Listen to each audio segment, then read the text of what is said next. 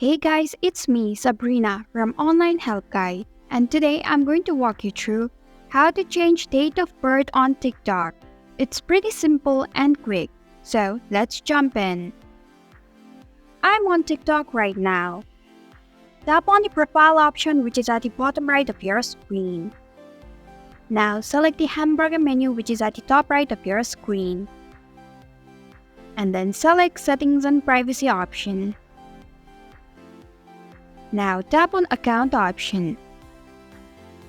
And then select the very first option, that is Account Information.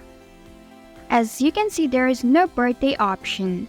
TikTok doesn't have this option because maybe they don't want us to change our birthday. So there is no any option to change date of birth on TikTok. Thank you for watching Online Help Guide. Hope this video was helpful. If it was, then hit the like button and comment down if you have any questions or feedback.